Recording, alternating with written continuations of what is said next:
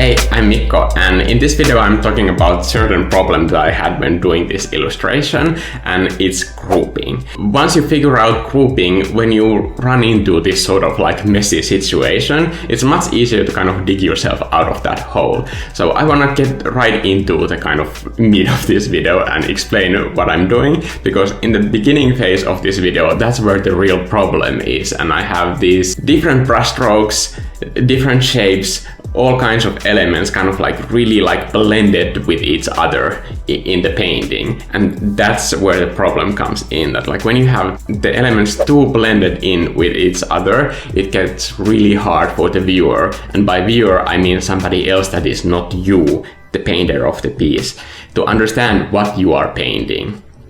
So, for example, if there is a tree behind a house and there are no other trees in the picture, for you it's really easy to understand that that is a tree because that's what you were thinking when you were painting the tree. But for an outsider who is viewing your picture and just sees this kind of like green blob behind a house, it gets really difficult to like understand what the shape is supposed to be without the proper context. So there needs to be more trees in front of the house, like fully visible, to explain what that green blob over the roof of the house is. This is why grouping is important, and we're gonna get to how you do it. How you group your picture, you need to answer these questions like, what is the mood of my piece? What is the point of this illustration? What I'm trying to say with this piece? What are the elements that are necessary for this purpose and story to read? And once you have answered all these questions, the mood probably answers what your lighting is like. Point of the story probably like answers the question of what is your main focal point that you want to draw the viewer's eye towards. The elements. This answers the most important question in grouping, which is what elements do I need to cut? And once you are about 30% through with your painting, then you probably have these extra elements, and it's going to be really hard to do these cuts sometimes.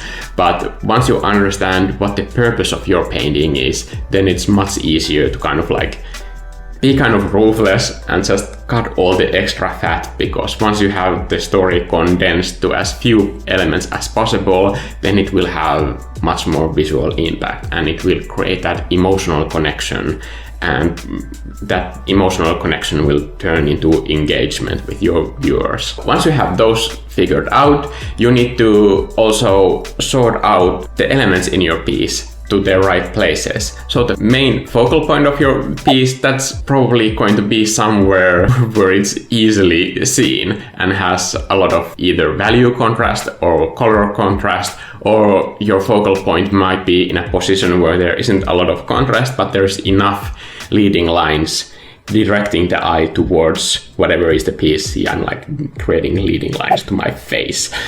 The rest of the stuff you just like neatly put into their right places, and it's kind of a fun to make this as a puzzle. So in this piece you see that I have decided that my main elements are the bird, the seagull, Dave the depressed seagull, and the boulder, the sea level, the rocks on the beach, and the sand, and that hay, the yellow hay stuff. Also the sky, I decide that like it's its own like block of color, and the clouds are less important in this piece because I need to have that contrast for the bird to read from the background. There I made some like serious cuts, and then I just like deleted all of the high contrast clouds. It's much more fun to just like sort all those elements into the right places, and then you get to the fun part, which is the polish.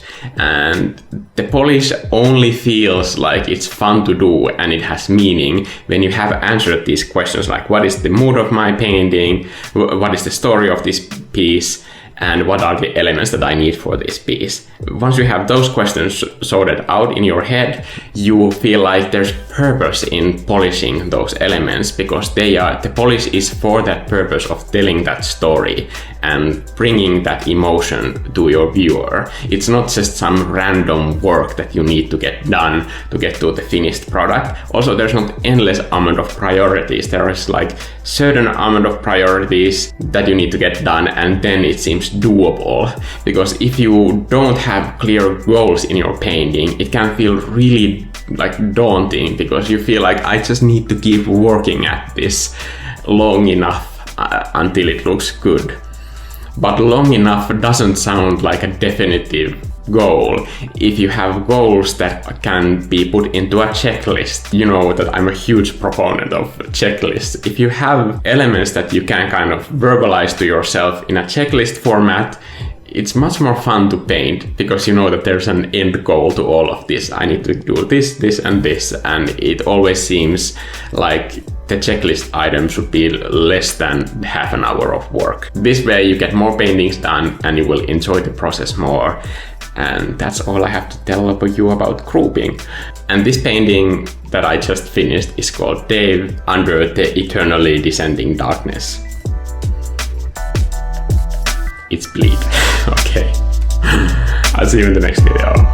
Go and paint stuff, you guys. Bye.